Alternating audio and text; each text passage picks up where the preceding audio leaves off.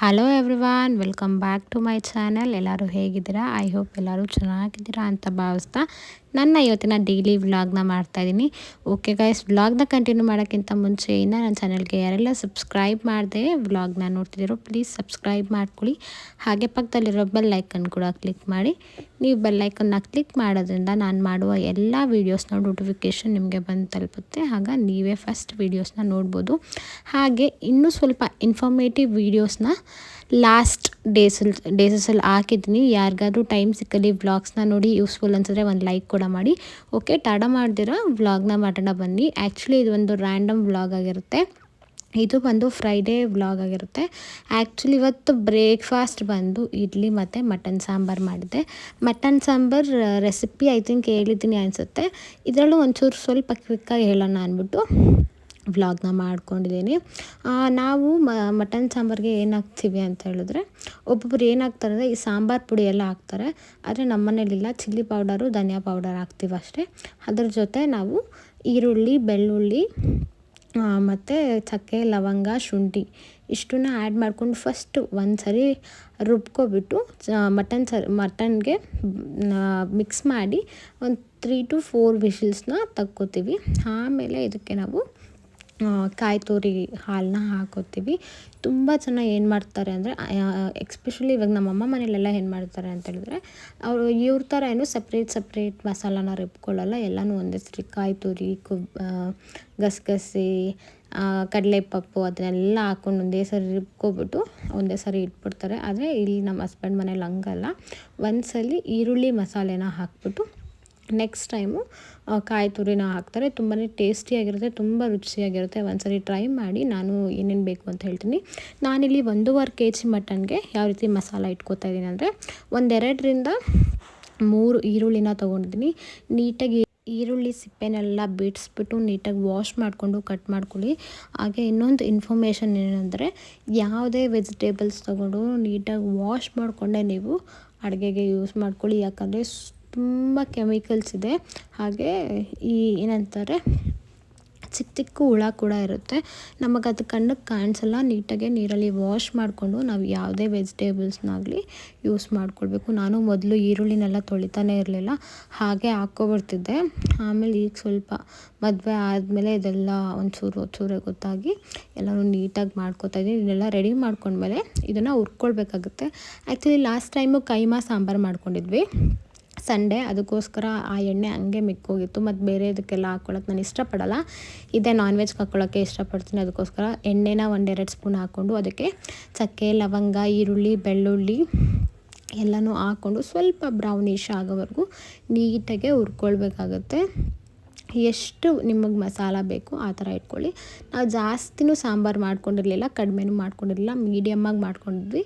1.5 kg ಅಂದರೆ ನಾವು ಇಷ್ಟು ಹಾಕೋತೀವಿ. ಒಂದು 3 ಈರುಳ್ಳಿ, 1-2 ಗಡ್ಡೆ ಬೆಳ್ಳುಳ್ಳಿನ ಹಾಕೋತೀವಿ, ಒಂದು 3 ಇಂಚು ಶುಂಠಿ, 2 ಇಂಚು ಇದು ಚಕ್ಕೆ, ಒಂದು 7ರಿಂದ 8 ಲವಂಗನ ಆ್ಯಡ್ ಮಾಡ್ಕೋತೀವಿ. ತುಂಬಾ ಟೇಸ್ಟಿಯಾಗುತ್ತೆ, ನಿಜವಾಗ್ಲೂ ಹೇಳ್ತೀನಿ. ನೀವು ಕೂಡ ಒಂದ್ಸರಿ ಟ್ರೈ ಮಾಡಿಬಿಟ್ಟು ನೋಡಿ. ಸೇಮ್ ಈ ಹೋಟೆಲ್ ಸ್ಟೈಲಲ್ಲೇ ಇರುತ್ತೆ. ನಾನು ರೆಸ್ಟೋರೆಂಟ್ ಸ್ಟೈಲ್ ಅಂತ ಹೇಳ್ತಿಲ್ಲ, ಹೋಟೆಲ್ ಸ್ಟೈಲಲ್ಲೇ ಇರುತ್ತೆ. ಈಗ ಚಕ್ಕೆ ಲವಂಗ ಎಲ್ಲ ಹಾಕ್ಕೊಂಡು ನೀಟಾಗಿ ಮಿಕ್ಸ್ ಮಾಡಿಕೊಂಡು ಅದನ್ನು ನೀಟಾಗೆ ಹುರ್ಕೊಳ್ಬೇಕಾಗುತ್ತೆ. ಓಕೆ ಗೈಸ್, ಹಾಗೆ ತುಂಬ ಜನ ಕೇಳ್ತಾಯಿದ್ರು, ಯಾರೋ ಒಬ್ರು ಕೇಳ್ತಿದ್ರು, ಅದು ಕಾಮಿಡಿ ಕೇಳಿದ್ರು ಸೀರಿಯಸ್ಸಾಗಿ ಕೇಳಿದ್ರು ನನಗೆ ಗೊತ್ತಿಲ್ಲ. ಅಕ್ಕ, ಯೂಟ್ಯೂಬಿಂದ ಎಷ್ಟು ಲಕ್ಷ ದುಡಿತಾ ಇದ್ದೀರಕ್ಕ ನೀವು ಅಂತ. ನನಗಿನ್ನೂ 1 ರೂಪಾಯಿನೂ ಬಂದಿಲ್ಲಮ್ಮ. ನನಗೆ ಇನ್ನೂ ಎಷ್ಟು ಬರುತ್ತೆ ಅಂತ ಒಂದು ಅಂದಾಜು ಕೂಡ ಇಲ್ಲ. ನನಗೆ ಬಂದಿದ್ದ ತಕ್ಷಣ, ಫಸ್ಟ್ ಪೇಮೆಂಟ್ ಆಗಿದ ತಕ್ಷಣ ನಾನು ನಿಮ್ಮ ಜೊತೆ ಶೇರ್ ಮಾಡ್ಕೋತೀನಿ ಅಂತ ಹೇಳ್ತೀನಿ. ಹಾಗೆ ಈ ಮಾನಿಟೈಸೇಷನ್ ಎಲ್ಲ ಸ್ವಲ್ಪ ನನಗೆ ಡೌಟ್ಸ್ ಇದೆ, ಅದನ್ನೆಲ್ಲ ಕ್ಲಾರಿಫೈ ಮಾಡ್ಕೋತೀನಿ. ಒಬ್ಬರು ಇದ್ದಾರೆ, ಅವ್ರಿಗೆ ಹೇಳಿದ್ದೀನಿ, ಅವರು ಯೂಟ್ಯೂಬರೇ, ಅವ್ರಿಗೆ ಹೇಳಿದ್ದೀನಿ ಫಸ್ಟೇ, ನನಗೊಂದು ಸ್ವಲ್ಪ ಡೌಟ್ಸ್ ಇದೆ, ಇದನ್ನು ಸ್ವಲ್ಪ ಕ್ಲಾರಿಫೈ ಮಾಡಿಕೊಡಿ. ಅಕಸ್ಮಾತ್ ಈ ವಿಡಿಯೋ ಯಾರಾದರೂ ಯೂಟ್ಯೂಬರ್ ನೋಡ್ತಿದ್ರೆ, ಅವ್ರಿಗೇನಾದರೂ ಮಾನಿಟೈಸೇಷನ್ ಆನ್ ಆಗಿದ್ದರೆ, ನಿಮಗೇನಾದರೂ ಅಮೌಂಟ್ ಬರ್ತಿದ್ರೆ ನನಗೆ ಒಂದು ಕಮೆಂಟ್ ಹಾಕಿ, ನಾನು ನಿಮ್ಮನ್ನ ಕಾಂಟ್ಯಾಕ್ಟ್ ಮಾಡ್ತೀನಿ. ನನಗೆ ಇದ್ರ ಬಗ್ಗೆ ಒಂಚೂರು ಗೊತ್ತಿಲ್ಲ, ಸಾಸಿವೆ ಕಾಳಷ್ಟು ಗೊತ್ತಿಲ್ಲ, ಅದಕ್ಕೋಸ್ಕರ ಹೇಳ್ತಿದ್ದೀನಿ ಅಷ್ಟೇ. ಅದೇ ಅವ್ರು ಕೇಳ್ತಿದ್ರು, ಎಷ್ಟು ಲಕ್ಷ ಬರ್ತಿದ್ಯಕ್ಕ ನಿಮಗೆ ಯೂಟ್ಯೂಬಿಂದ, ನಮಗೂ ಸ್ವಲ್ಪ ತಿಳಿಸ್ಕೊಡಿ ಅಂತ ಹೇಳ್ತಿದ್ರು. ನಂಗೆ 1 ರೂಪಾಯಿನೂ ಇನ್ನೂ ಬಂದಿಲ್ಲ. ನಾನೇ ಇನ್ವೆಸ್ಟ್ಮೆಂಟ್ ಮಾಡಿದ್ದೀನಿ, ಮೀನ್ಸ್ ನನ್ನ ಪ್ಯಾಷನ್ ಆಗಿರೋದ್ರಿಂದ ನಾನು ಮಾಡ್ತಿದ್ದೀನಿ ಅಷ್ಟೇ. ದುಡ್ಡೇ ಬೇಕಂತ ಆದರೆ ಆಲ್ಮೋಸ್ಟ್ ಎಲ್ಲರೂ ದುಡಿಯೋಕ್ಕೆ ಬರ್ತಾರೆ, ಇಲ್ಲ ಅಂತ ನಾನು ಹೇಳಲ್ಲ. ಒಬ್ಬೊಬ್ರು ಹೇಳ್ತಾರೆ ನನಗೇನು ನಾನು ದುಡಿಯೋಕ್ಕೆ ಬಂದಿಲ್ಲ ಇಲ್ಲಿಗೆ ಅಂತ. ಎಲ್ಲರೂ ದುಡಿತಾರೆ. ದುಡಿಯೋಕ್ಕೆ ಬಂದಿಲ್ಲ ಅಂದರೆ ಅವ್ರ ಹತ್ರ ಮಾನಿಟೈಸೇಷನ್ನೇ ಆನ್ ಮಾಡ್ಕೊಬೇಡಿ, ಹಂಗೆ ವ್ಲಾಗ್ಸ್ನ ಮಾಡಿ ಅಂತ ಹೇಳ್ತೀನಿ ನಾನಂತೂ. ಆಯಿತು, ಇದನ್ನೆಲ್ಲ ನೀಟಾಗಿ ಹುರ್ಕೊಂಡು ಅಷ್ಟರಲ್ಲಿ ಮಟನ್ ಕೂಡ ತೊಗೊಬಂದಿದ್ರು. ಫಸ್ಟೇ ನಾನು ಎಲ್ಲ ಮಸಾಲ ರೆಡಿ ಮಾಡ್ಕೊಬಿಟ್ಟಿದ್ದೆ. ನಮ್ಮ ಯಜಮಾನ್ರು ಮಟನ್ ತೊಗೊಬರೋಷ್ಟರಲ್ಲಿ ನೀಟಾಗಿ ಸಣ್ಣ ಸಣ್ಣಗೆ ಕಟ್ ಮಾಡಿಸ್ಕೊಂಬಂದಿದ್ರು. ಒಂದೊಂದು ಸರಿ ಅಂತೂ ಫುಲ್ಲು ದಪ್ಪ ದಪ್ಪ ಕಟ್ ಮಾಡಿಸ್ಕೊಂಬಂದ್ಬಿಟ್ಟಿರ್ತಾರೆ. ಈ ಹೋಟೆಲಲ್ಲೆಲ್ಲ ಮಟನ್ ಬಿರಿಯಾನಿ ಕೊಡ್ತಾರಲ್ಲ ಪೀಸಸ್ಸು, ಹಂಗೆ ಕಟ್ ಮಾಡಿಸ್ಕೊಬಂದ್ಬಿಟ್ಟಿರ್ತಾರೆ. ನಂಗೆ ಅದನ್ನು ನೋಡ್ತಾ ಇದ್ರೆ ಯಪ್ಪ ಇಷ್ಟಿಷ್ಟಪ್ಪ ತಿನ್ಬೇಕು ಅವಳೆ ಇದ್ರ ಥರ ಅಂದ್ಬಿಟ್ಟು. ಪ್ರಾಣಿಗಳದ್ದು ತಿಂತಾರಲ್ಲ ಹಂಗೆ ಹಾಕ್ತಾರೆ, ಒಂದೊಂದು ಸರಿ ಕಟ್ ಮಾಡಿರ್ತಾರೆ. ಇವತ್ತು ನೀಟಾಗಿ ಕಟ್ ಮಾಡಿದರು, ಪುಟ್ಟಾಣಿ ಕಟ್ ಮಾಡಿದರು. ನನಗೂ ಕೂಡ ಇಷ್ಟ ಆಯಿತು, ನೀಟಾಗಿ ಕೂಡ ಇತ್ತು ಎಳೆ ಮಟನ್ನು. ನೋಡ್ತಾ ಇರ್ಬೋದು, ಇದು ನನ್ನ ಮಗಳಿಗೆ ಪೀಸೆಲ್ಲ ತಿಳ್ಕೊಬಿಟ್ಟು ಮೂಳೆ ಮಾತ್ರ ಕೊಟ್ಟರೆ ಮೂಳೆ ಮಾತ್ರ ಚೀಪ್ಕೊಂಡಿರ್ತಾಳೆ ಅಷ್ಟೇ. ಆಯಿತು, ಅದನ್ನೆಲ್ಲ ಮಾಡಿಕೊಂಡು ಅಷ್ಟರಲ್ಲಿ ಈರುಳ್ಳಿ ಎಲ್ಲ ತಣ್ಣಗಾಗಿತ್ತು. ನಾನೀಗ ಈಸ್ಟಂದು ಧನಿಯಾ ಪೌಡಿನ ಹಾಕೋತಿದ್ದೀನಿ. ಒಂದು 4 ಸ್ಪೂನ್ ಹಾಕ್ಕೊಂಡಿದ್ದೀನಿ. ನಿಮಗೆ ಮನೆಯಲ್ಲೇ ಇದ್ದರೆ ಮನೆಯದೇ ಹಾಕ್ಕೊಳ್ಬೋದು, ನೋ ವರೀಸ್. ನಮ್ಮ ಮನೇಲಿ ಮಾಡಿರೋದು ಚಿಲ್ಲಿ ಪೌಡರು ಮತ್ತು ಧನಿಯಾ ಪೌಡರ್ ಎರಡೂ ಖಾಲಿಯಾಗೋಗಿದೆ. ಅದಕ್ಕೆ ಶಾಪಿಂದ ತೊಗೊಂಬಂದಿದ್ವಿ. MT ಅವ್ರದ್ದು ಚಿಲ್ಲಿ ಪೌಡರ್ನ ತೊಗೊಂಡಿದ್ದೀನಿ. ಇದು ಒಂದು 2.5 ಸ್ಪೂನ್ ತೊಗೊಂಡಿದ್ದೀನಿ. ತುಂಬಾ ಖಾರ ಇದೆ, ನೋಡಿಕೊಂಡು ಆ್ಯಡ್ ಮಾಡ್ಕೊಳ್ಳಿ. ನಾನಂತೂ 2 ಟೈಮ್ಸ್ ಚಿಕನ್ ಸಾಂಬಾರ್ಗೆ ಹಾಕ್ಬಿಟ್ಟು ಫುಲ್ಲು ಖಾರ ಆ ಥರ ಆಗೋಗಿತ್ತು. ಒಂದು 2.5 ಸ್ಪೂನ್ನ ಹಾಕ್ಕೊಂಡಿದ್ದೀನಿ. ನೋಡ್ತಾ ಇರ್ಬೋದು, ಒಂದು ಫುಲ್ ಸ್ಪೂನ್ಸಲ್ಲೇ ಹಾಕ್ಕೊಂಡಿರೋದು. ಹಾಗೆ ಇದಕ್ಕೆ ಬಂದು ಈರುಳ್ಳಿ ಎಲ್ಲ ಫ್ರೈ ಮಾಡ್ಕೊಂಡಿದ್ವಲ್ಲ ಅದನ್ನು ಆ್ಯಡ್ ಮಾಡ್ಕೊಂಡಿದ್ವಿ. ಸ್ವಲ್ಪ ನೀರನ್ನ ಆ್ಯಡ್ ಮಾಡಿಕೊಂಡು ನೀಟಾಗಿ ಫೈನ್ ಪೇಸ್ಟ್ ಮಾಡ್ಕೊಳ್ಳಿ. ತರಿಯಲ್ಲಿ ಮಾಡ್ಕೊಬಿಡಿ, ಯಾಕಂದರೆ ಟೇಸ್ಟ್ ಬೇರೆ ಥರನೇ ಬರುತ್ತೆ. ಅದಕ್ಕೋಸ್ಕರ ನೀಟಾಗಿ ಪೇಸ್ಟ್ ಮಾಡಿಕೊಂಡ್ರೆ ಟೇಸ್ಟು ಸಾಂಬಾರು ಚೆನ್ನಾಗಿ ಬರುತ್ತೆ. ನಾವು ಯಾವುದೇ ರೀತಿ ಬೇರೆ ಎಕ್ಸ್ಟ್ರಾ ಮಸಾಲೆ ಏನೂ ಹಾಕಿಲ್ಲ. ಈ ಮಟನ್ ಮಸಾಲ ಆ ಥರದ್ದು ಏನೂ ಹಾಕಿಲ್ಲ. ಬರೀ ಚಿಲ್ಲಿ ಪೌಡರು ಮತ್ತು ಧನಿಯಾ ಪೌಡರ್ ಅಷ್ಟೇ ಹಾಕಿರೋದು, ಪೌಡರ್ಸ್ ಹೇಳ್ತಾ ಇರೋದು. ಮತ್ತು ಈರುಳ್ಳಿ, ಬೆಳ್ಳುಳ್ಳಿ, ಶುಂಠಿ, ಚಕ್ಕೆ, ಲವಂಗ ಇಷ್ಟೇ. ಮತ್ತು ಪಲಾವ್ ಸಾಮಾನು ಅಷ್ಟೇ ಚಕ್ಕೆ, ಲವಂಗ 2 ಹಾಕ್ಕೊಂಡಿರೋದು. ಮತ್ತು ಈ ಕಸ್ತೂರಿ ಮೇಥಿ ಮತ್ತು ಅದೆಂಥ ಏನು ಬರುತ್ತಪ್ಪ ಅನಾನಸು ಅದೆಲ್ಲ ಏನೂ ಆ್ಯಡ್ ಮಾಡ್ಕೊಂಡಿಲ್ಲ, ಚಕ್ಕೆ ಲವಂಗ ಅಷ್ಟೇ. ಅದೆಲ್ಲ ರುಬ್ಕೊಂಡ್ಮೇಲೆ ಮತ್ತೆ ಕುಕ್ಕರ್ಗೆ ಒಂದು 2 ಸ್ಪೂನಷ್ಟು ಎಣ್ಣೆ ಹಾಕ್ಕೊಂಡು ಕಾಯಿಸ್ಕೊಳ್ಬೇಕಾಗತ್ತೆ ಮಟನ್ನ ಹುರ್ಕೊಳ್ಳೋಕ್ಕೆ. ನೀವು ಇದಕ್ಕೆ ಬೇಕಿದ್ರೆ ಕಸ್ತೂರಿ ಮೇಥಿನ ಆ್ಯಡ್ ಮಾಡ್ಕೋಬೋದು, ಚೆನ್ನಾಗಿರುತ್ತೆ.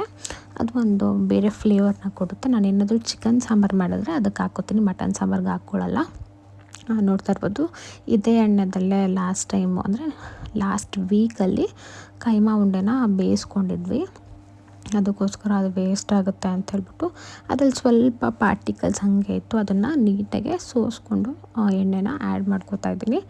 ಅದನ್ನು ಹಾಕ್ಕೊಳಕ್ಕೆ ನನಗೇನೋ ಒಂಥರ ಅನಿಸ್ತಿತ್ತು ಎಲ್ಲ ಪೂರ್ತಿ. ಅದಕ್ಕೋಸ್ಕರ ಬರೀ ಈರುಳ್ಳಿ ಏನೋ ಇತ್ತು ಅಷ್ಟೇ ಅದ್ರಲ್ಲಿ ಪಾರ್ಟಿಕಲ್ಸು, ಬೇಡ ಅಂತ ಹೇಳ್ಬಿಟ್ಟು ನೀಟಾಗೆ ಅದನ್ನೆಲ್ಲ ಸೋಸ್ಕೊಂಡೆ ಹಾಕೋತಾ ಇದ್ದೀನಿ. ಒಂದು 2-3 ಸ್ಪೂನ್ಸ್ ಇತ್ತು ಎಣ್ಣೆ, ಅಷ್ಟನ್ನು ಆ್ಯಡ್ ಮಾಡ್ಕೊಂಡಿದ್ದೀನಿ. ಆ್ಯಕ್ಚುಲಿ ಕೊಬ್ಬೇನಾದರೂ ಜಾಸ್ತಿ ಇದ್ದರೆ ಮಟನ್ನಲ್ಲಿ ಎಣ್ಣೆನ ಸ್ವಲ್ಪ ಕಡಿಮೆ ಆ್ಯಡ್ ಮಾಡ್ಕೊಳ್ಳಿ, ಯಾಕಂದರೆ ಮಟನ್ನಲ್ಲಿ ಎಣ್ಣೆ ಬಿಡೋ ಚಾನ್ಸಸ್ ಇರುತ್ತೆ. ಅದಕ್ಕೋಸ್ಕರ ಸ್ವಲ್ಪ ಕಡಿಮೆನೇ ಆ್ಯಡ್ ಮಾಡ್ಕೊಳ್ಳಿ. ಇದೆಲ್ಲ ಆ್ಯಡ್ ಮಾಡ್ಕೊಂಡ್ಮೇಲೆ ನೋಡ್ತಾ ಇರ್ಬೋದು, ನೀಟಾಗಿ ಒಂದು ಫೈನ್ ಪೇಸ್ಟ್ ಮಾಡ್ಕೊಂಡಿದ್ದೀನಿ ಮಸಾಲಾನ. ತುಂಬಾ ಚೆನ್ನಾಗಾಗಿತ್ತು ಸಾಂಬಾರಂತೂ. ಲಾಸ್ಟಲ್ಲಿ ಒಂದು ಕ್ಲಿಪ್ಪಿಂಗ್ ಇದೆ, ನಮ್ಮ ಯಜಮಾನ್ರು ಮಾತಾಡಿರೋದು, ಅದನ್ನು ಬೇಕಾದ್ರೂ ಕೇಳಿಸ್ಕೊಳ್ಳಿ ಯಾವ ಥರ ಬಂದಿತ್ತು ಅಂತ. ಅವರು ಕೂಡ ಹೇಳ್ತಾರೆ. ಅವ್ರು ಆಲ್ಮೋಸ್ಟ್ ಹೇಳಲ್ಲ, ಯಾವಾಗಲೂ ಅಂತಲೇ ಹೇಳ್ತಾರೆ ಅಷ್ಟೇ. ಆಮೇಲೆ ಎಣ್ಣೆ ಎಲ್ಲ ಕಾದ್ಮೇಲೆ ನೀಟಾಗಿ 1 to 3 ಟೈಮ್ಸು ಮಟನ್ನ ನೀಟಾಗಿ ವಾಶ್ ಮಾಡಿ ಇಟ್ಕೊಂಡು ಸ್ವಲ್ಪ ಅರಿಶಿನದ ಪುಡಿ ಹಾಕ್ಕೊಂಡು ವಾಶ್ ಮಾಡಿ ಇಟ್ಕೋಬೇಕು. ಆದಮೇಲೆ ಎಣ್ಣೆ ಕಾದಿತ್ತು, ಅದಕ್ಕೆ ಸ್ವಲ್ಪ ನೀಟಾಗಿ ನೀರೆಲ್ಲ ಹಿಂಡ್ಬಿಟ್ಟು ಹಾಕಿದ್ದೆ. ಅಲ್ಲಿಗೂ ಇವತ್ತು ಸ್ವಲ್ಪ ಕೊಬ್ಬು ಕಡಿಮೆ ಹಾಕ್ಸ್ಕೊಬಂದಿದ್ರು, ಇರಲಿಲ್ವಂತೆ. ನಾನು ರಾತ್ರಿ ಕೇಳ್ತಿದ್ದೆ ಯಾಕೆ ಇವತ್ತು ಕಡಿಮೆ ಆಯಿತು ಅಂತ. ಇರಲಿಲ್ಲ, ಇಷ್ಟೇ ಇದ್ದಿದ್ದು ಕೊಬ್ಬು ಅಂತ ಹೇಳಿದ್ರು. ಯಾಕಂದರೆ ನಾನು ಇಷ್ಟಪಡ್ತೀನಿ, ಅಜ್ಜಿನೂ ಇಷ್ಟಪಡ್ತಾರೆ, ನಮ್ಮ ಯಜಮಾನ್ರು ಇಷ್ಟಪಡ್ತಾರೆ. ಅದಕ್ಕೋಸ್ಕರ ಇದು ಕಡಿಮೆ ಆಯಿತು ಅಂತ ಹೇಳ್ತಿದ್ದೆ. ಈ ವಾಯ್ಸಸ್ ಏನಾದರೂ ಸ್ವಲ್ಪ ಸ್ಲೋ ಆಗಿ ಬಂದರೆ ಪ್ಲೀಸ್ ಅಡ್ಜಸ್ಟ್ ಮಾಡ್ಕೊಳ್ಳಿ. ನೈಟ್ ನಾನು ವಾಯ್ಸ್ ಓವರ್ನ ಕೊಡ್ತಾಯಿದ್ದೀನಿ, ಯಾಕಂತ ಹೇಳಿದ್ರೆ ಬೆಳಗ್ಗೆ ಹೊತ್ತು ಪಾಪು ಇರ್ತಾಳೆ. ಅವಳು ಎದ್ದಿದ್ರೆ ಅಂತೂ ನಾನು ಏನು ಮಾಡೋಕ್ಕೂ ಬಿಡಲ್ಲ, ಹೂ ಅಂತ ಕಿರ್ಸ್ತಾನೆ ಇರ್ತಾಳೆ. ಅದಕ್ಕೋಸ್ಕರ ರಾತ್ರಿ ಕೊಡ್ತಾಯಿದ್ದೀನಿ. ಅವಳು ಕೂಡ ಪಕ್ಕದಲ್ಲೇ ಮಲಗಿದ್ದಾಳೆ, ನಾನು ಕೂತ್ಕೊಂಡು ವಾಯ್ಸ್ ಓವರ್ನ ಕೊಡ್ತಾಯಿದ್ದೀನಿ. ಪ್ಲೀಸ್ ವಾಯ್ಸ್ ಏನಾದರೂ ಲೋ ಅನ್ಸಿದ್ರೆ ಅಡ್ಜಸ್ಟ್ ಮಾಡ್ಕೊಳ್ಳಿ. ಆದಷ್ಟು ನಾನು ಜೋರಾಗಿ ಮಾತಾಡೋಕ್ಕೆ ಟ್ರೈ ಮಾಡ್ತಾಯಿದ್ದೀನಿ. ಆದರೂ ಫ್ಯಾಮಿಲಿಯಲ್ಲಿ ಸ್ವಲ್ಪ ಸ್ವಲ್ಪನೇ ಕೋಆಪ್ರೇಟ್ ಮಾಡ್ತಾಯಿದ್ದಾರೆ. ತುಂಬಾ ಖುಷಿ ಆಗ್ತಿದೆ. ಆದರೆ ಫಸ್ಟು ಭಯ ಇತ್ತು, ಏನೋ ಎತ್ತೋ ಏನಾಗುತ್ತೋ ಅಂತ. ಅದಕ್ಕೋಸ್ಕರ ಬೇಡ ಬೇಡ ಅಂತ ಹೇಳ್ತಿದ್ರು. ಆದರೆ ಈಗ ತುಂಬ ಜನ ಸಪೋರ್ಟ್ ಮಾಡ್ತಿದ್ದಾರೆ, ಫ್ಯಾಮಿಲಿಯಲ್ಲಿ ಕೂಡ ಅಷ್ಟೇ. ಒಂದು ಸ್ವಲ್ಪ ಜನ ಹಂಗೆ ಇದ್ದಾರೆ. ಏನು ಮಾಡೋಕ್ಕಾಗಲ್ಲ, ಅವ್ರಿಗೂ ಫ್ಯೂಚರಲ್ಲಿ ಗೊತ್ತಾಗುತ್ತೆ. ನಾನೇನು ಕೆಟ್ಟದ್ದು ಮಾಡ್ತಿಲ್ಲ, ನನಗೇನು ಗೊತ್ತೋ ಅದನ್ನು ಇನ್ಫಾರ್ಮೇಷನ್ನ ಕೊಡ್ತಾಯಿದ್ದೀನಿ ಒಂದು 4 ಜನಕ್ಕೆ ಅಂತ. ಓಕೆ, ತುಂಬ ಚೆನ್ನಾಗಿ ಸಪೋರ್ಟ್ ಮಾಡ್ತಾಯಿದ್ದೀರಾ. Thank you so much once again. ಎಲ್ಲ ವ್ಲಾಗ್ಸಲ್ಲೂ ಹೇಳ್ತಾ ಇದ್ದೀನಿ, ನಮ್ಮ ಫ್ಯಾಮಿಲಿಯವರಂತೂ ಎಲ್ಲರೂ ಹಂಗಸ್ತಾನೇ ಇದ್ದರು. 1000 ಆಯಿತು ಸಬ್ಸ್ಕ್ರೈಬರ್ಸ್, ಲೈವಿಗೆ ಬರ್ತೀನಿ ಅಂತ ಬಂದೇ ಇಲ್ಲ ನೀನು ಅಂತ ಫ್ಯಾಮಿಲಿಯವರೆಲ್ಲ ಕೇಳ್ತಿದ್ರು. ಒಂದು 2-3 ಜನ ಇನ್ಸ್ಟಾಗ್ರಾಮಲ್ಲೂ ಕೇಳಿದ್ರು, ಯಾಕೆ ಬಂದಿಲ್ಲ ನೀವು ಅಂತ. ಬರ್ತೀನಿ ಆದಷ್ಟು ಬೇಗ, ಓಕೆನಾ. ಮಟನ್ನೆಲ್ಲ ನೀಟಾಗಿ ಫ್ರೈ ಆಗಿತ್ತು. ಅದಕ್ಕೆ ಈಗ ಮಸಾಲಾನ ಆ್ಯಡ್ ಮಾಡ್ಕೊತಾ ಇದ್ದೀನಿ. ಬರೀ ನಾನು ಈರುಳ್ಳಿ ಮಸಾಲಾನ ಮಾತ್ರ ಆ್ಯಡ್ ಮಾಡ್ಕೊಂಡಿರೋದಕ್ಕೆ, ಕಾಯಿ ತುರಿನ ಇನ್ನೂ ಹಾಕ್ಕೊಂಡಿಲ್ಲ. ನನಗೆ ಗೊತ್ತಾಗಲಿಲ್ಲ ಇದರಲ್ಲಿನೇ ಆಗಿಬಿಡುತ್ತೆ 1.5 kg ಅಂತ ಹೇಳ್ಬಿಟ್ಟು ಹಾಕ್ಬಿಟ್ಟೆ ಮಟನ್ನೆಲ್ಲ. ಆಮೇಲೆ ಖಾರ ಕಲಿಸ್ಬೇಕಾದ್ರೆ ಗೊತ್ತಾಯಿತು. ಮತ್ತು ಕಾಯಿ ತುರಿ ಇದು ಮಸಾಲ ಹಾಕಿದ್ರೆ ಪಕ್ಕ ಇದ್ರಲ್ಲಿ ಆಗಲ್ಲ, ಸರಿ ಆಯಿತು ಅಂತ ಹೇಳ್ಬಿಟ್ಟು ನೀರನ್ನೆಲ್ಲ ಆ್ಯಡ್ ಮಾಡಿ ಉಪ್ಪೆಲ್ಲ ಆ್ಯಡ್ ಮಾಡಿ ಕುಕ್ಕರ್ ಮುಚ್ಚಿ, ಹೆಂಗಿದ್ರು ವಿಶಿಲ್ಸ್ ಬರಬೇಕು. ತಪ್ಪಲೆಯಲ್ಲಿ ಬೇಯೋದಾದರೆ ತುಂಬ ಟೈಮ್ ತೊಗೊಳುತ್ತೆ. ಇನ್ನೂ ದೊಡ್ಡ ಕುಕ್ಕರ್ ಇದೆ, ಆದರೆ ಅಷ್ಟು ದೊಡ್ಡ ಕುಕ್ಕರ್ ಬೇಡ, ಅವಶ್ಯಕತೆ ಇಲ್ಲ ಅಂತ ಹೇಳ್ಬಿಟ್ಟು ಇದರಲ್ಲಿ ಇಟ್ಟೆ. ಆದರೆ ಇದರಲ್ಲಿ ಆಗ್ತಾಯಿಲ್ಲ. ಆಮೇಲೆ ಅಜ್ಜಿಗೆ ಹೇಳಿದೆ, ಇದು ನೋಡಿ ಇಷ್ಟೇ ಹಿಡಿತಿಲ್ಲ, ಇದರಲ್ಲಿ ಚೆಲ್ಲೋಗ್ತಿದೆ ಅಂತ. ಆಮೇಲೆ ಹೇಳಿದ್ರು ಅಜ್ಜಿ, ಇದರಲ್ಲೊಂದು ವಿಶಿಲ್ಸ್ ಬರ್ಸ್ಕೊಬಿಡು, ಆಮೇಲೆ ಬೇಕಿದ್ರೆ ತಪ್ಪಲೆಗೆ ಶಿಫ್ಟ್ ಮಾಡಿಕೊಂಡ್ರೆ ಆಯಿತು ಅಂತ ಹೇಳ್ಬಿಟ್ಟು ಹೇಳಿದ್ರು. ನಾನು ಅಷ್ಟೇ ಮಸಾಲೆ ಎಲ್ಲ ಹಾಕ್ಬಿಟ್ಟು ಎಷ್ಟು ಬೇಕೋ ಮಟನ್ಗೆ ಅಷ್ಟು ನೀರನ್ನ ಆ್ಯಡ್ ಮಾಡ್ಕೊಂಡಿದ್ದೀನಿ. ಅಂದರೆ ನಮಗೆ ಎಷ್ಟು ತಿಕ್ಕಾಗಿ ಬೇಕು, ತಿಕ್ನೆಸ್ ಎಷ್ಟು ಬೇಕೋ ಅಷ್ಟನ್ನ ನೋಡಿಕೊಂಡು ಅದಕ್ಕೆ ನೀರನ್ನ ಆ್ಯಡ್ ಮಾಡಿಕೊಂಡೆ. ಹಾಗೆ ಇದಕ್ಕೆ ಉಪ್ಪನ್ನ ಕೂಡ ಆ್ಯಡ್ ಮಾಡ್ಕೊತಾ ಇದ್ದೀನಿ. ನಾನು ಒಂದೇ ಸಾರಿ ಉಪ್ಪನ್ನ ಆ್ಯಡ್ ಮಾಡ್ಕೊಬಿಡ್ತೀನಿ, ನಂಗೆ ಗೊತ್ತಾಗುತ್ತೆ. ಒಂದೊಂದು ಸಾರಿ ಮಾತ್ರ ಜಾಸ್ತಿ ಆಗಿಬಿಡುತ್ತೆ, ಯಾಕಂತ ಗೊತ್ತಿಲ್ಲ.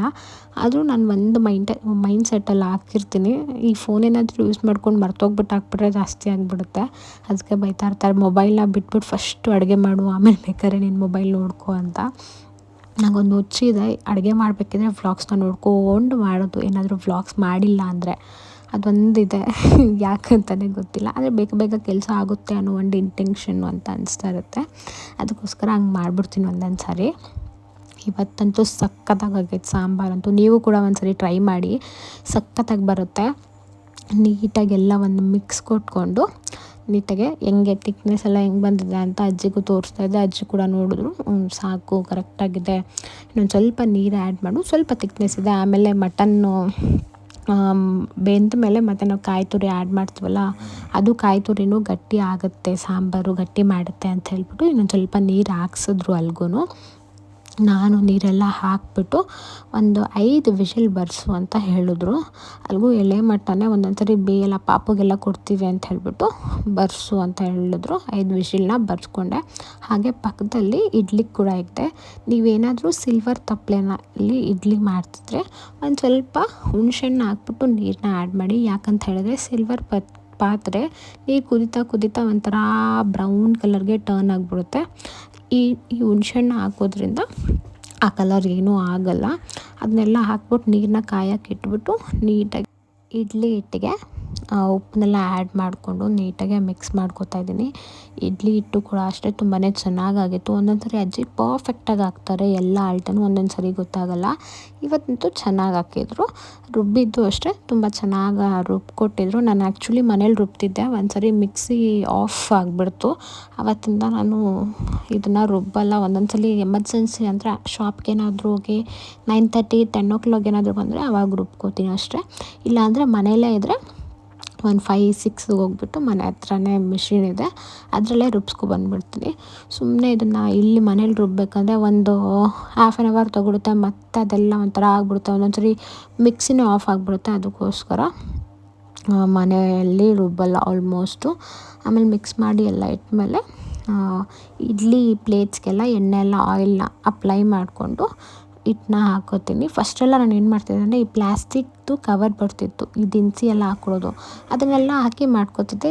ಅವಾಗೇನು ಗಲೀಜು ಆಗ್ತಿರಲಿಲ್ಲ. ಇನ್ನೊಂದು ಆಮೇಲೆ ತುಂಬ ಜನ ಹೇಳ್ತಿದ್ರು, ಪ್ಲಾಸ್ಟಿಕ್ ಕವರ್ಸ್ನ ಯೂಸ್ ಮಾಡಬೇಡ, ಪಾಪುಗೆ ಕೊಡ್ತೀಯಾ, ನೀವು ತಿಂತೀರಾ, ಒಳ್ಳೇದಲ್ಲ ಅದು ಅಂತ ಹೇಳ್ತಿದ್ರು. ನಮ್ಮ ಹಸ್ಬೆಂಡು ಅದೇ ಹೇಳಿದ್ರು, ಬೇಡ ಅದನ್ನು ಹಾಕ್ಬೇಡ, ಹಂಗೆ ಹಾಕು ಪರವಾಗಿಲ್ಲ, ಸಿಲ್ವರ್ ಒಳ್ಳೇದೇ, ಬಾಡಿಗೆ ಅಂತ ಹೇಳಿದ್ರು. ಅವತ್ತು ನಾನು ಕವರ್ನ ಬಿಟ್ಬಿಟ್ಟು ಬರೀ ಅದೇ ಪ್ಲೇಟ್ಗೆ ಹಾಕ್ತಿದ್ದೆ. ಇನ್ನೊಬ್ರು ಹೇಳ್ತಿದ್ರು ಕ್ಲಾತ್ ಕೂಡ ಹಾಕ್ಬೋದು, ಕ್ಲಾತು ಒಳ್ಳೆಯದೇ.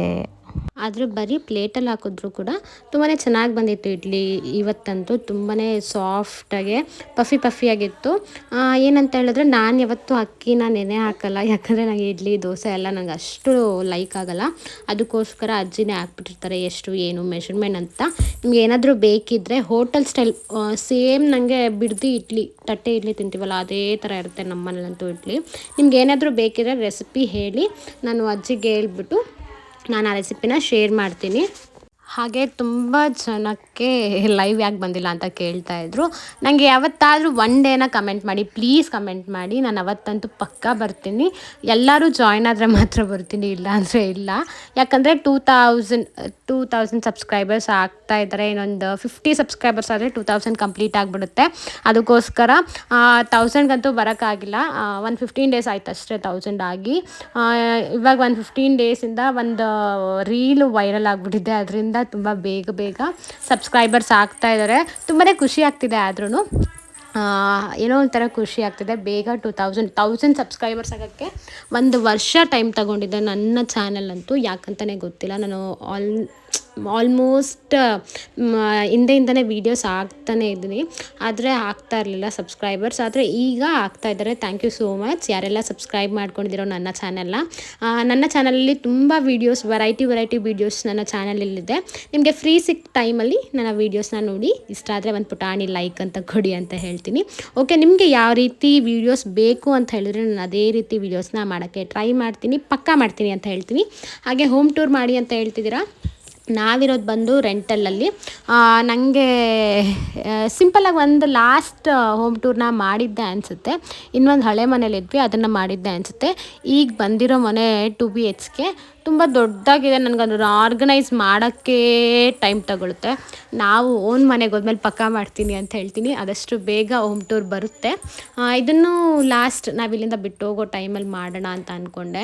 ಕಿಚನ್ ಟೂರ್ನ ಮಾಡೋಣ ಅಂದ್ಕೊಂಡೆ. ಕಿಚನ್ ಟೂರಲ್ಲಿ ನಮಗೆ ಆರ್ಗನೈಸೇಷನ್ ಮಾಡ್ಕೊಳ್ಳೋಕ್ಕೆ 2 ಸ್ಟೆಪ್ಸ್ ಅಷ್ಟೇ ಕೊಟ್ಟಿರೋದು. ನಾನು ಅದನ್ನೇ ಸ್ವಲ್ಪ ಮೆಸ್ಸಿಯಾಗಿ ಇಟ್ಕೊಬಿಡ್ತೀನಿ. ಅದಕ್ಕೋಸ್ಕರ ನಂಗೆ ಅದನ್ನು ಶೇರ್ ಮಾಡ್ಕೊಳ್ಳೋಕೆ ಅಷ್ಟು ಇಷ್ಟ ಇಲ್ಲ. ಅದಕ್ಕೋಸ್ಕರ ನಾನು ಶೇರ್ ಮಾಡಿಲ್ಲ.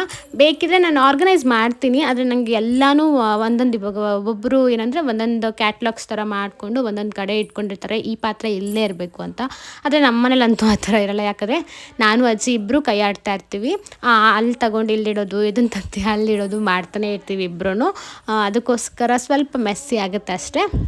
ಹಾಗೆ ನಾನು ಅಷ್ಟೊಂದೇನು ಕಿಚನ್ಗೋಸ್ಕರ ಬೈ ಮಾಡಿಲ್ಲ. ಯಾಕಂತ ಹೇಳಿದ್ರೆ ಫ್ಯೂಚರಲ್ಲಿ ನಾವು ಮನೆ ಕಟ್ಟಿದ್ರೆ ಆ ಮನೆಗೆ ಯಾವ ಥರ ಸೆಟ್ ಆಗುತ್ತೋ ಇಲ್ವೋ, ನಾನು ಸುಮ್ಮನೆ ಅಷ್ಟು ಪ್ರೈಸ್ ಕೊಟ್ಬಿಟ್ಟು ತೊಗೊಬಿಟ್ಟು ಸುಮ್ಮನೆ ವೇಸ್ಟ್ ಮಾಡ್ಕೊಳ್ಳೋಕೆ ನನಗಂತೂ ಇಷ್ಟ ಇಲ್ಲ ಮನೇನ.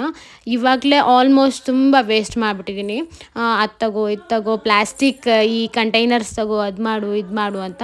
ಅದಕ್ಕೋಸ್ಕರ ನಾನು ಈಗ ಸ್ಟಾಪ್ ಮಾಡಿಬಿಟ್ಟಿದ್ದೀನಿ. ಇರೋದ್ರಲ್ಲೇ ಸಂಭಾಳಿಸ್ಕೊಂಡು ಹೋಗೋಣ, ಸುಮ್ಮನೆ ವೇಸ್ಟ್ ಆಫ್ ಮನಿ ಮಾಡೋದು ಬೇಡ ಅಂತ.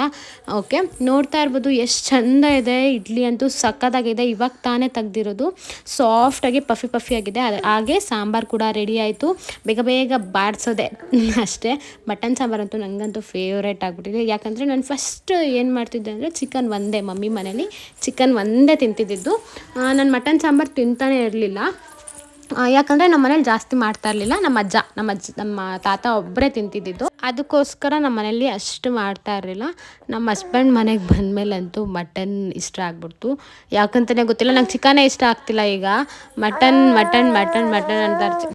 ಹಾಗೆ ನಮ್ಮ ಮನೇಲಿ, ಇಲ್ಲಿ ನಮ್ಮ ಹಸ್ಬೆಂಡ್ ಮನೆ ಅಂತೂ ಸಖತ್ತಾಗಿ ಮಾಡ್ತಾರೆ ಮಟನ್ ಸಾಂಬಾರೆಲ್ಲ. ಅದಕ್ಕೋಸ್ಕರ ನಂಗೆ ಇಷ್ಟ ಆಗುತ್ತೆ. ನಮ್ಮ ಮಮ್ಮಿ ಮನೇಲಿ ಇರುವಾಗ ಅಂದರೆ ನಮ್ಮ ಮಾವ ಅವರೆಲ್ಲ ಮಾಡೋರು. ಆದರೆ ಅವ್ರು ತುಂಬ ಈ ಕೊಬ್ಬು ಹಾಕ್ಸ್ಬಿಟ್ಟು ಒಂಥರ ಜಿಡ್ಡಾಗ್ಬಿಡ್ತಿತ್ತು ಸಾಂಬಾರು. ನಮಗೆ ಗೊತ್ತಿಲ್ದಿರ ಈ ಮಟನ್ ಸಾಂಬಾರು ಏನೇ ಆದರೂ ಬಿಸಿ ತಿಂದ್ರೇ ಚಂದ. ಅದಕ್ಕೋಸ್ಕರ ಬಿಸಿ ತಿನ್ನಬೇಕು. ಹೆಂಗಿತ್ತು ಸಾಂಬಾರು?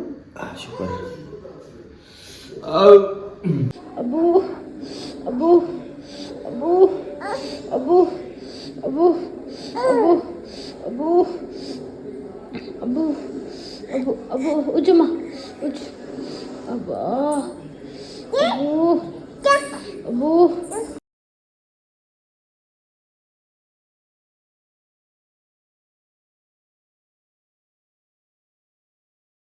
ತೆಗಿ ಅಲ್ಲಿ ಉಜ್ಜಿಮ್ಮ ಬಾಗಿಲು ತೆಗಿ,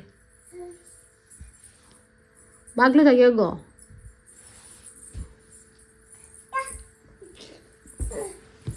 ಬುಜ್ಜಿ ಬಾಗಿಲು ತೆಗಿಯೋಗಮ್ಮ. A for B for B for A ತರ್ಲೆ. B for ಏನೋ? B for B for B for C for D for A. ಹಾಗೆ ತುಂಬ ಚೆನ್ನಾಗಿ ಕೇಳ್ತಿದ್ರು ಆರ್ಯನ್ ಆ್ಯಕ್ಟಿವಿಟೀಸ್ ಏನಿದೆ ಅಂತ ಶೇರ್ ಮಾಡಿ ಅಂತ. ಅದಕ್ಕೋಸ್ಕರ ಅವಳ ವೀಡಿಯೋಸ್ನ ಶೇರ್ ಮಾಡ್ತಾ ಇದ್ದೀನಿ. ತುಂಬ ಜನ ಹೇಳ್ತಿದ್ರು, ಅದಕ್ಕೋಸ್ಕರ ಶೇರ್ ಮಾಡಿದೆ ಅಷ್ಟೇ. ಆದರೆ ತುಂಬ ಹೆಲ್ಪ್ ಮಾಡ್ತಾಳೆ ಅವ್ರ ಮಮ್ಮಗಂತೂ. ನೋಡ್ತಾ ಇರ್ಬೋದು ಈ ವಿಡಿಯೋದಲ್ಲಿ. ತುಂಬಾ ಏನಾದರೂ ಮಮ್ಮಗೆ ನೋವಾಗ್ಬಿಟ್ರೆ ಅಮ್ಮ ಅಮ್ಮ ಅಮ್ಮ ಅಂತ ಅವಳು ನೋಡಿದ್ರೇ ಒಂಥರ ಖುಷಿ ಅಷ್ಟೇ. ಅವಳು ನೋಡ್ತಾ ಎಲ್ಲ ನಾವನ್ನ ಮರಿತೀವಿ. ಓಕೆ ಗೈಸ್, ನನ್ನ ಇವತ್ತಿನ ವ್ಲಾಗ್ ಇಷ್ಟ ಆಗಿತ್ತು. ನಾನು ನಿಮಗೆ ನೆಕ್ಸ್ಟ್ ವ್ಲಾಗಲ್ಲಿ ಸಿಗ್ತೀನಿ. Thank you, bye. Keep supporting. ಹಾಗೆ ಸಬ್ಸ್ಕ್ರೈಬ್ ಮಾಡೋದನ್ನ ಮರಿಬೇಡಿ, ಶೇರ್ ಕೂಡ ಮಾಡಿ. Love you all, bye.